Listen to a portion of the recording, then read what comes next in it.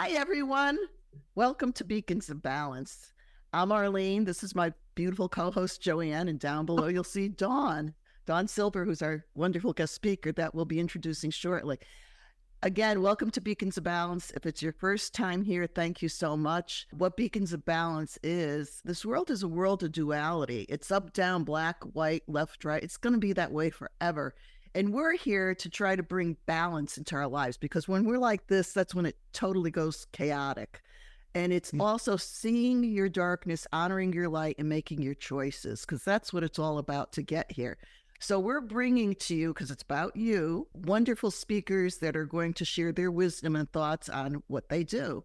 So, Joanne, tell us about Dawn. You've known her for a while. Thank you, Arlene. And thank you again, Dawn, I know how busy you are, girl. I've known Dawn, I'm going to guess, probably about 20 years at least. Oh, no longer. At least 30 years in Illinois. And I'm telling you, people, we have a special person here. Dawn is considered in my book, she is the best of the best of the best. We don't get jumped, do we, Arlene? No. And you have a career that spans almost 50 years.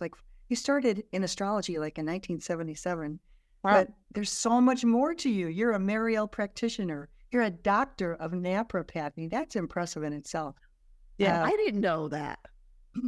Yeah. Wow. Hey, stick with us, right? Well, you'll learn a lot about this girl. She's the author of an amazing book, Jewels of the Lotus, Tibetan Gemstone Oracle. But if that wasn't enough, Dawn ran the coolest store. And you can appreciate this, Arlene, because you know what goes into running a store. Yeah. But this Healing Earth Resources, I think it was on Ashland Avenue, Dawn. I remember going in there. It was like a kid in a candy shop. And then, not to mention all the countless workshops that Dawn offers. You've been on 5 times on the Sea Angel cruises. Right. And I believe that was run by Tina Michelle, if I'm not mistaken. That's a pretty cool thing to do. You've been on countless radio shows, TVs, podcasts, magazine articles. And not to mention, you're a master at crystals. You've studied under the best of the best of the best. So, I mean, we definitely need you back here because cover these all. This could be a 3-hour show. Exactly. So we're just thrilled. Arlene and I are thrilled that you're with us. Yes. Thank you. Yeah. So, Dawn, again, welcome to the show. So happy to have you. And I didn't even know you were Mariel. That was the very first thing I ever did was Mariel. And she's in spirit now. I know. And she was amazing. She was amazing. Yeah. She was a brilliant woman. But she was Yeah. Anyways, okay, so that's another thing. I didn't know. So fill us in on how you what got you in and interested in astrology, because you have so many facets, and especially being a doctor also. I mean, that's pretty cool. Thank you. I'm not in practice anymore, just so you know. The astrology took my life and took away my life. But it's beautiful because, we're living through a time. And, my business actually tripled during COVID because everybody was needing to create a new occupation, or when do I get my shots? I'm a teacher. I don't want to get sick. So I went through so much of that, and still, because people are still going through stuff. It's the way of the world, and I'm just kind of going off track, but it's every 100 or so years we get a nasty pandemic. And why would we think that we're immune from it when we've, destroyed some of the agriculture and stuff like that, the way we farm things? And so, I mean, these things happen, and none of us should be so arrogant to think that just because we're spiritual beings, with a higher light, that it's going to skip over us. But that's part of the journey. So I call my journey the journey of synchronicity. It seems like every time you go somewhere, another door opens up, but it's relevant to doors that are going to open up 20, 30 years from now.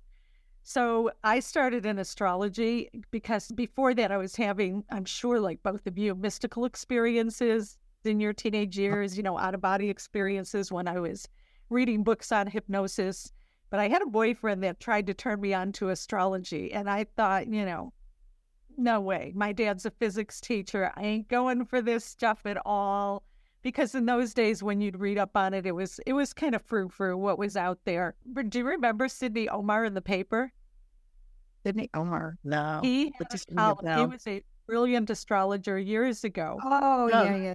Column in the paper, and he said every day he would say, "This is going to happen to you." And I thought, but I was like 17, and me and my friends wanted to put our money together and go get a house, and stuff like that. I was a waitress, and so I made money when nobody else was making money. Make money waitressing. Cindy Omar literally put in the paper that day, "Don't buy a house with your friends. You might want to, but in 2 weeks, you're going to change your mind." And I did. And I was like, how could he know that? But I'm a Virgo with a Virgo rising and a Gemini moon, and they're all three ruled by Mercury. So I figured out when he was writing for somebody who had a predominance of that energy in their chart. And so I started to notice the synchronicity. I was 17. I went traveling for several years, slept on the beaches of Greece, and I would open my astrology books. And that's another story in itself, because the area I spent the most time in on the south of Crete was right next to these caves.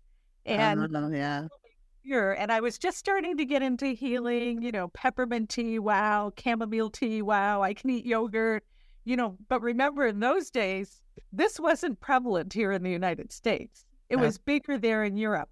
It was way different. So anyways, a year later, Chiron was discovered, and he was near Mount Pelion, sleeping in the caves, doing his work. And it's a long story because Chiron is big in my astrology chart, and it sets off my journey of healing. So I came back home. So I was reading the books, read the Iliad, the Odyssey, all that stuff. I came back home and got a job as a waitress and had my charts with me. And I said to one of the waitresses, "Oh, I want to go find a good astrology class to go to." And she goes, "Well, there's this woman who comes in and sits at the piano bar every Thursday or Friday night, and her name is Helen Blue." And I said, "Really?" And so Helen was in. I just happened to have my stuff, showed her my stuff, and she read the chart like right on the spot. And she said, "Well, this one should be in jail. This one's going to be a doctor," and she was right on all of them. I know. But she looked at me and said, "You could study with me." So I started studying with her, and a couple years into it, and I had never gone to college or anything. I don't know why. The area of Chicago I was raised in, there were a lot of gangs and some druggies and stuff like that. So I wasn't amongst the best people. And so she told me I was going to go back to school, and I thought she was nuts.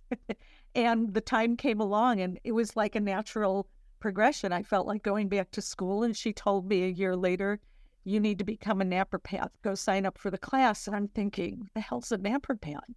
And I went to, and it was brilliant. But this is part of the synchronicity. So I became a naprapath, had a fabulous business for years.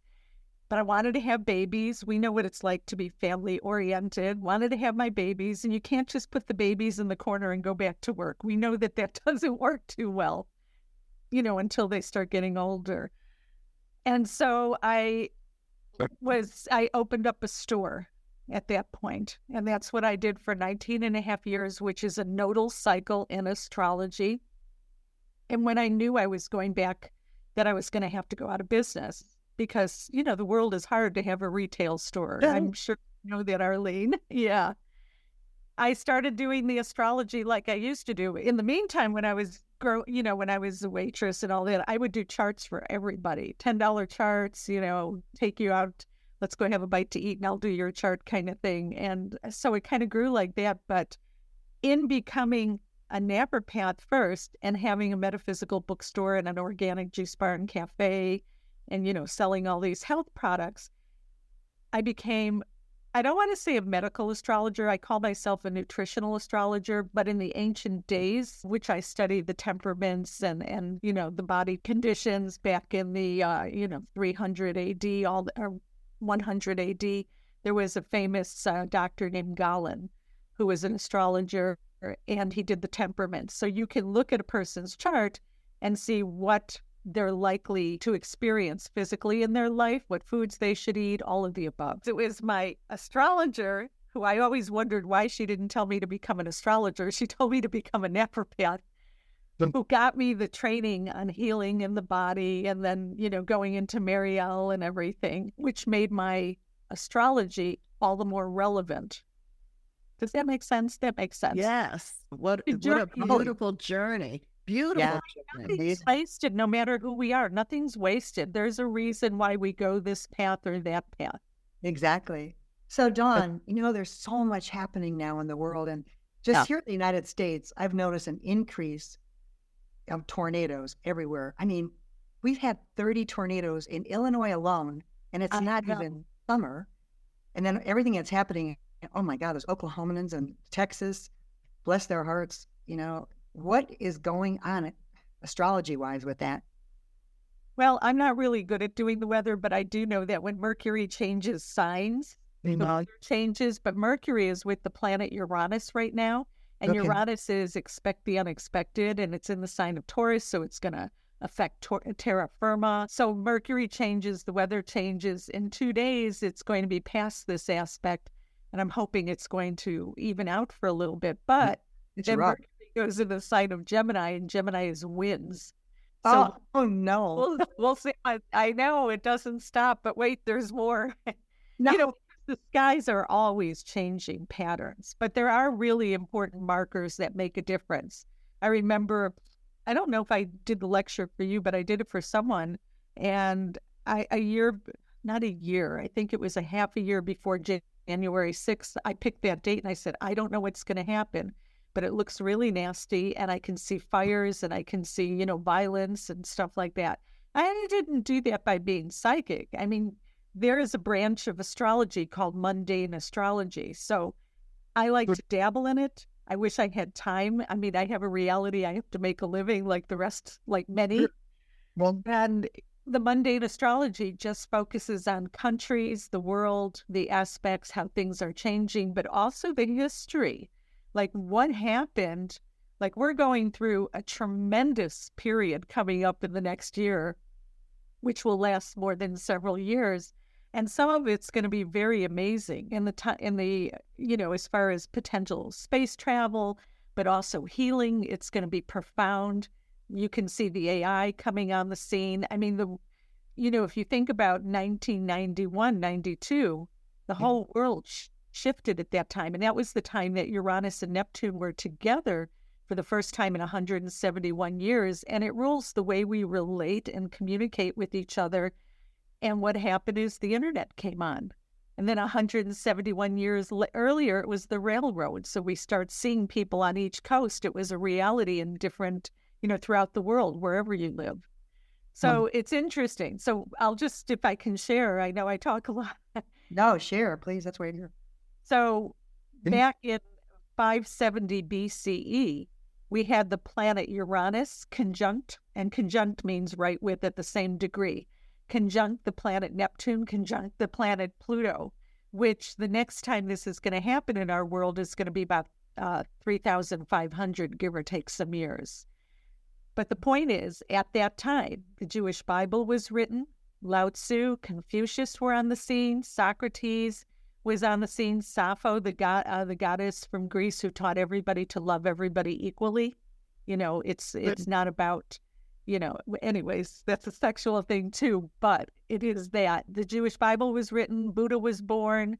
All these magnificent things on the planet happened because you had these aspects in such a way that set up the conditions. Now, we don't have, obviously, the conjunction coming on again, but for the first time in a while, we're going to have 3 outer planets, Pluto, Neptune, and Uranus, in a harmonious aspect, which means that 2 of them are making the harmonious 120-degree trine, and the other 2 together are making the 60-degree sextile.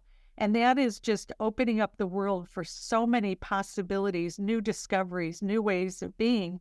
And our world is going to shift in a bigger way. And we're at the beginning of it shifting because they're starting to come into aspect with each other in the latter degrees, but now they're going into latter degrees of certain signs like 28 Taurus, 29 Capricorn, and 28 Pisces.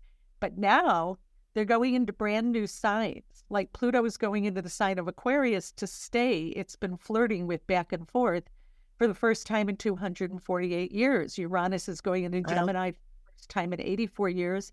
and Neptune's going into Aries for the first time in 165 years. And as they make this passage, they're in a beautiful harmony. And it's going to open up the ability for people to think differently, for new occupations, new ways of being, but it's always scary when you're at the last degree because you get that hold, that you want to hold on tight to things. So I know that people are worried about AI, and for sure we should be, because the world is changing in ways that we're not comfortable with, but the new people being born or the young ones are going to be comfortable with this type. I mean, this is their generation. It's not ours anymore.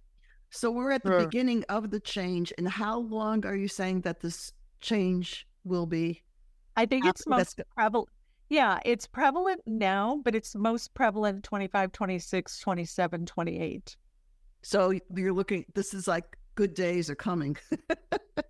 Well, you want to say good days are coming, but it doesn't mean that everybody, everything is relative to the actors involved. Yeah. Like you got people like Putin, he's not a good actor. Yeah, yeah. I won't mention anymore because I know you probably don't want to delve into the political scene, but I got it. But the bad actors are not going to all of a sudden turn out to be good actors. So, well, it's going to take time, and change is difficult for people. No one likes change, but change is living. Coming. Yeah. Change is life. Change is life. If we don't change, we stagnate and die. Exactly. Right. Dawn. And that's the interesting thing. I'll just make one quick point. Pluto is at the end cycle in Capricorn, and the United States was born with Pluto in Capricorn. And so we just had our Pluto return a few years back, but it's at the end degree of Capricorn and it's ready to change. But Pluto rules the revolution, it rules transformation, transcendence, all these things. And in the sign of Capricorn, or Pluto also rules banks, and in the sign of Capricorn, it's very corporate. Going into Aquarius, it's about brotherhood and equality and the common person. So the whole paradigm shift is changing in ways that are going to be amazing. But whenever you have the shift about to occur, the old goats try to hang on to what they can. Yeah. And so it's an interesting time in space. So, Dawn, you made I love following you on Facebook. You have the most beautiful graphics, and you always explain what the current moon is. And we're in a flower moon, which I thought was so beautiful the way you described it. Yeah. It's a time that everything's blooming, and that's from the Native Americans. But there was a really interesting part of this article that you wrote, and you said the closest aspect in the heavenly skies in the sextile between Jupiter in Taurus and Neptune in Pisces.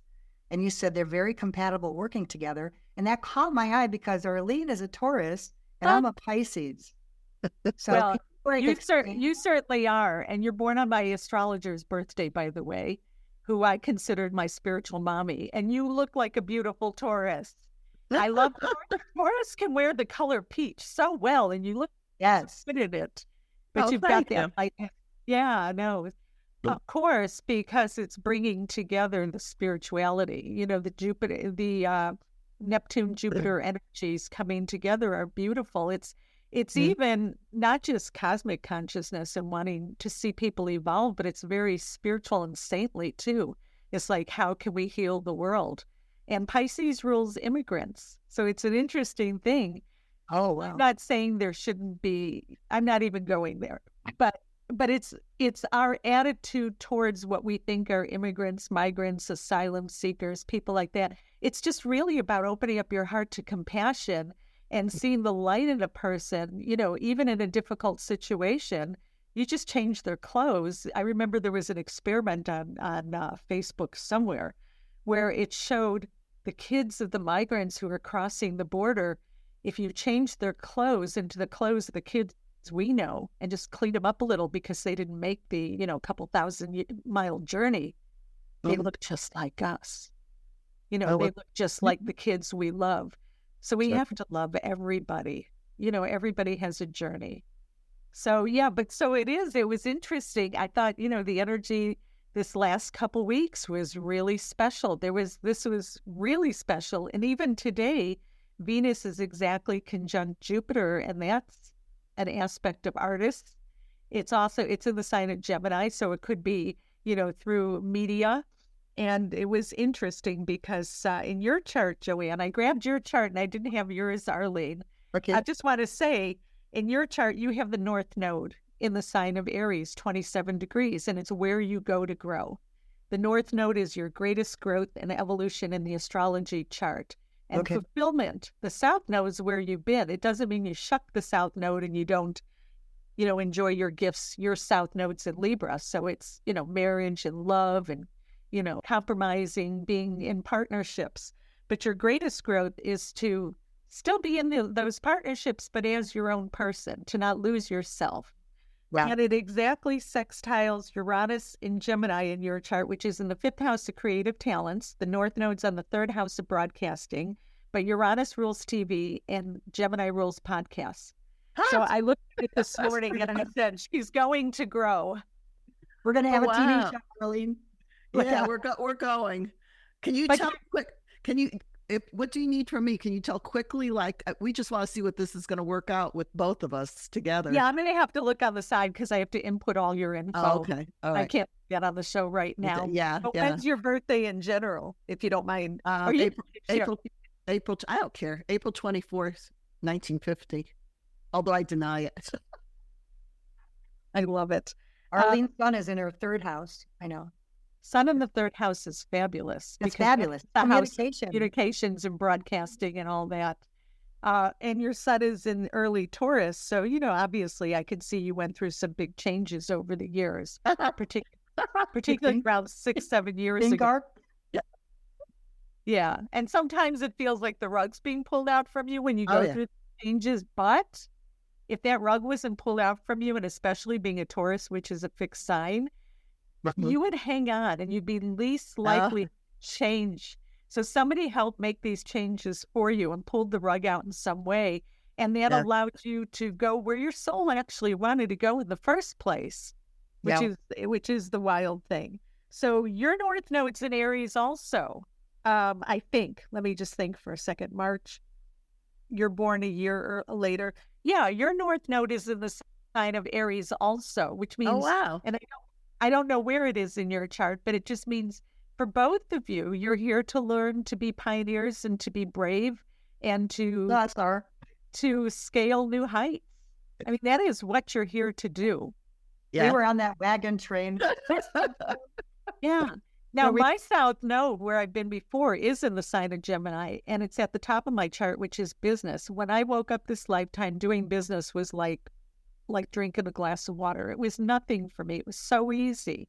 But my greatest growth to grow is to sit in my garden. And this is what I do. Like Joanne, I garden a lot. You love gardening. Yeah. And it is my... Yeah, and I love flowers. Yeah, flowers. I love flowers. Your fingers in the dirt. Yep. So, but it's in the sign of Sag, which is study your philosophy, sit at the feet of masters. Don't be such a skeptic. Let it go. That's a challenge because I came from a father who is a physics teacher who used to tell me I was, kind of like a dum-dum for everything I believed in. He called me a con artist actually once. Oh my God. But he was a good he was actually a good person, but sometimes good people don't realize the words they use can hurt too. Oh, that was a generation period. Yeah. I think that we all grew up and it was like a common thing. Yeah. My dad was an atheist from Brooklyn, New York. He was raised in school, But on the other hand, he brought the other good values in with it, so my whole life I always shared and I was always happy to. And through all my journeys, I met great people. Somebody got their backpack stolen, I'd share my lunch, whatever it was. It's part of the journey of how people open up to you and you open up to people. Yes. It's great. Yes. My dad always said, you don't want to be an artist. He said, you'll starve. It was my dad's truth. So imagine if I held out of his truth, I would have missed out. Yeah, because you're fabulous. Your artwork is so timelessly gorgeous. And my father, I do remember, my father said, I've forgotten more than you'll ever know. And you're a little kid, and I'm thinking about them going, wait a minute. Yeah. I couldn't say anything. You swallow that. I just want to add that 6 months before my dad passed away, he had his first out-of-body experience and called me to it immediately and was not afraid. And he had some Gemini in his chart. Gemini is like a motor mouth, and I have plenty in Gemini. And he comes through all the time. He loves to come through. It's like, it's exciting for him. Yeah, isn't that great?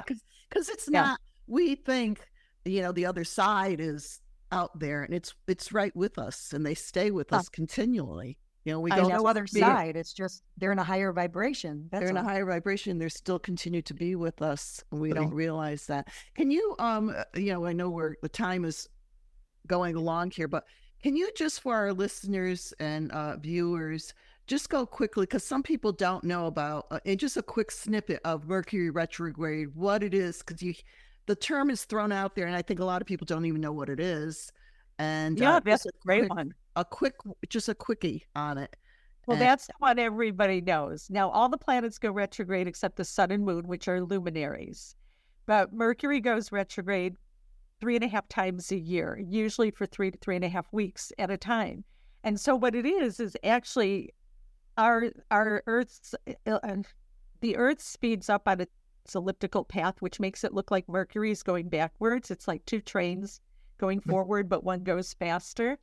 And so when Mercury, which rules communications and the weather and lots of things like that, advertising, marketing, when Mercury goes retrograde, and it rules the rational consciousness of the mind.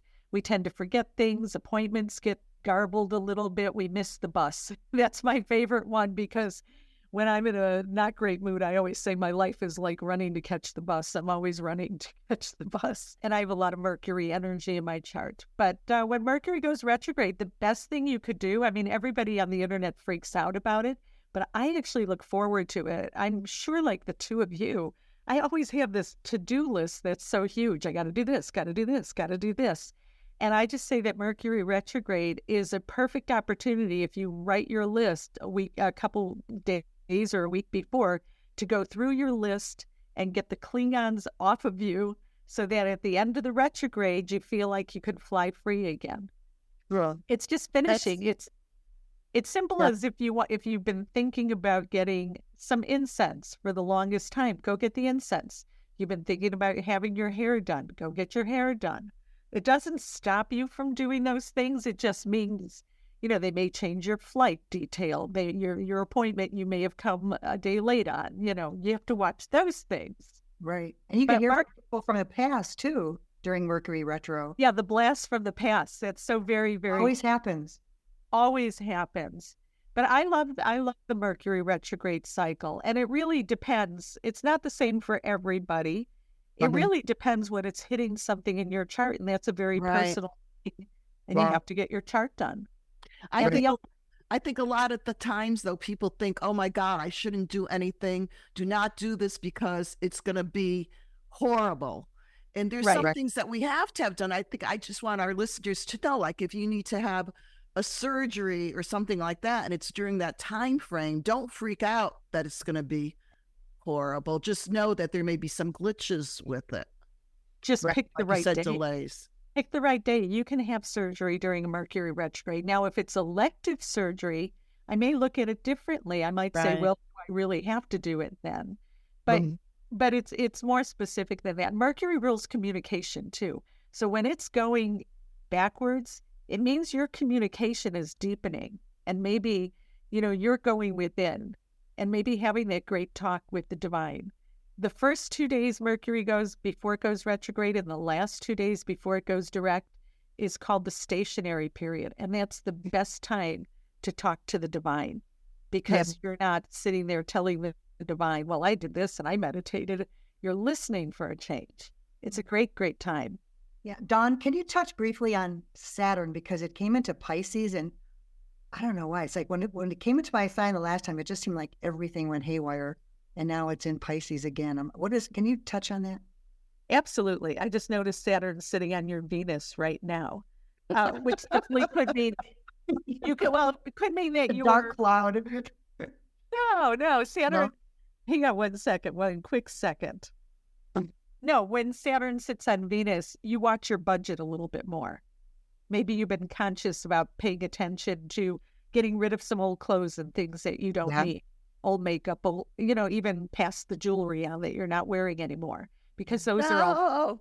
Oh, you not the jewelry. I'm a blinger now. I like that too. I totally get it. I love like, don't touch my jewelry. No. But sometimes you have younger styles that you don't like anymore. And I just recently gave away some things, so I was glad to do that. Saturn and Pisces, the best way I could describe Saturn. Saturn is about boundaries, and it's about constructiveness. It's about building, it's formation. It's about building your life. And it has a karmic influence to it.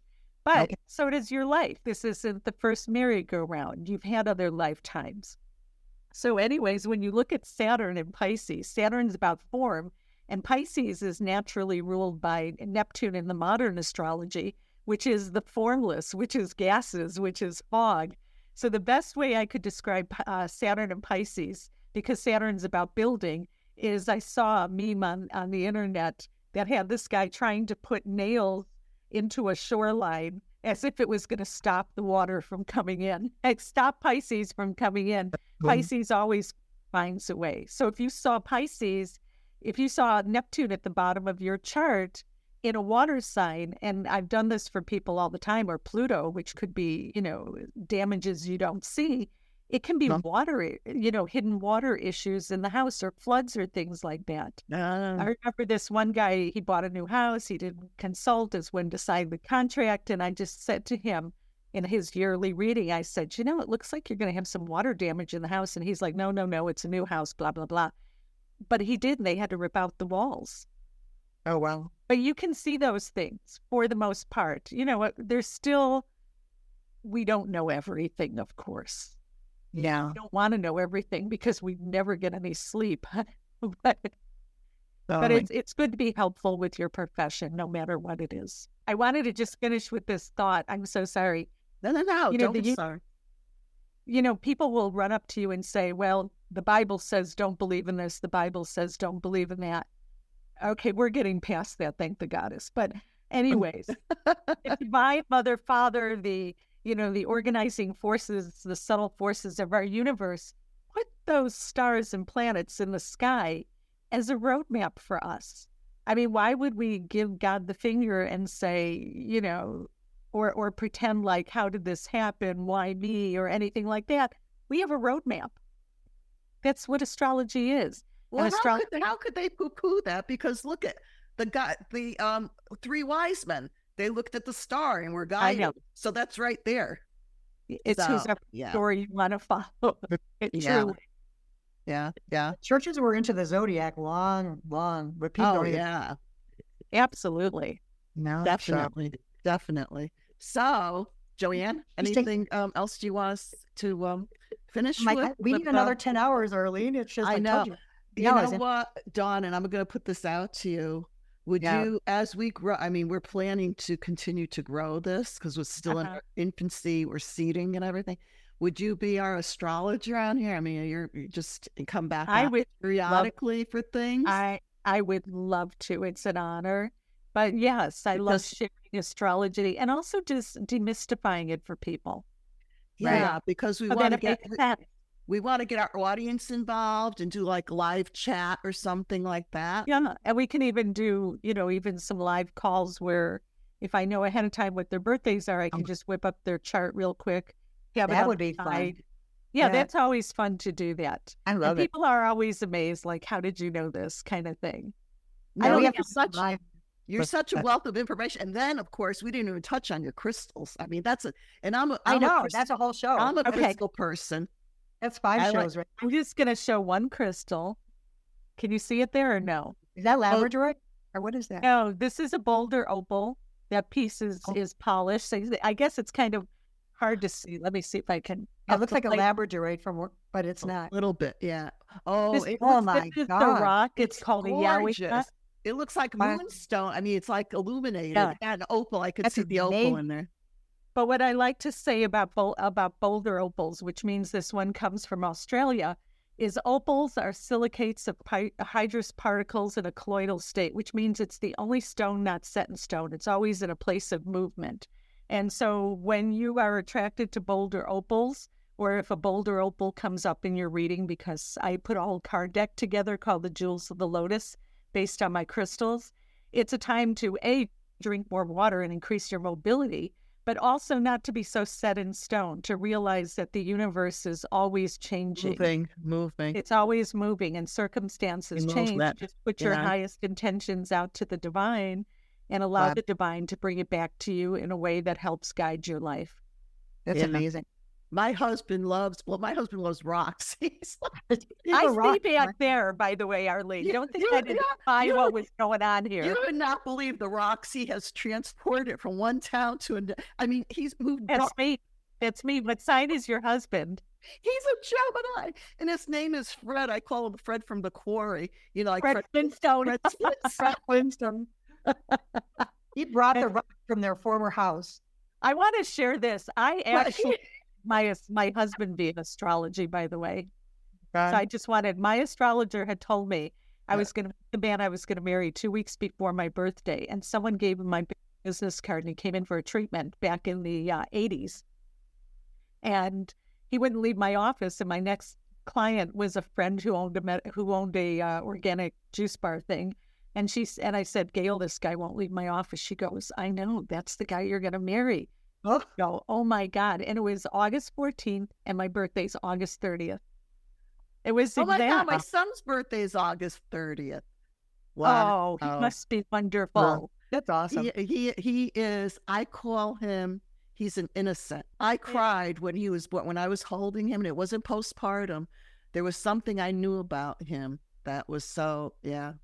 He's had challenges, but he's a beautiful soul. Well, August 30th can have challenges. What year is he born? Just out of curiosity. How old is he? 72. So he's born in 72. So how old does that make him? 42? No, 50. 50. He's going to be 50.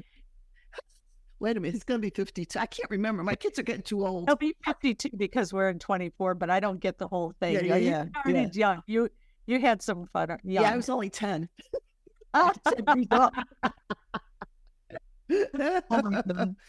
And Joanne, you have such a beautiful son. Do you have a couple others, don't you? I've got Bob and Chris. Bob is their very spiritual guru. It's wonderful. Bob, you know, we call them Buddha Bob or Jane and Sophie. I know. I just love right now he's family.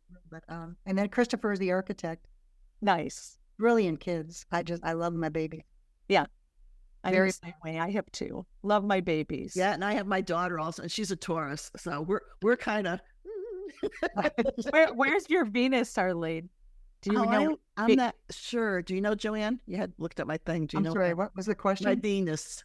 Where's your Venus? I don't know. You looked up your I'll look it up later. Hopefully it didn't get lost. I've got lost in the second drawer over there. No, but I mean, I have my Venus in a water sign. Joanne has her Venus in a water sign. I'm going to see where yours is.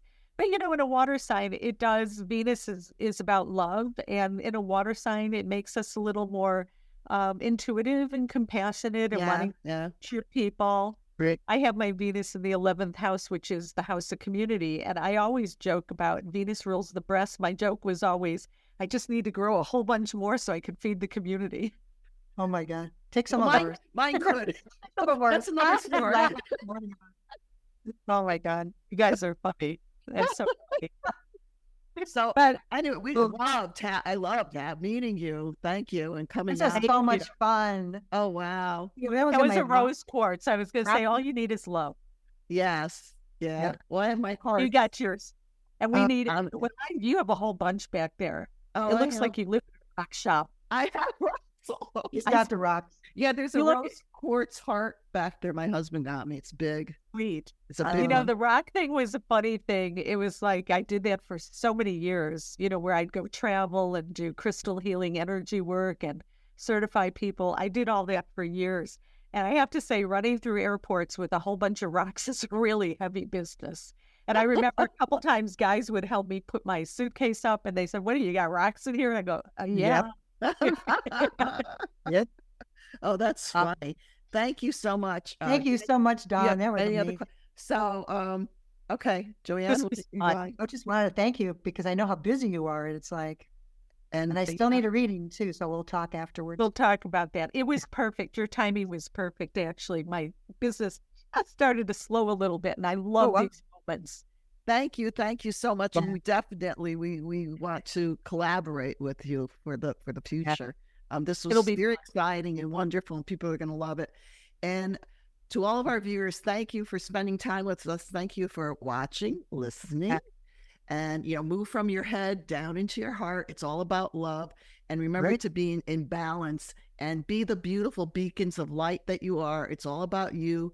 Send that light out and connect with everybody out there, because we need it desperately.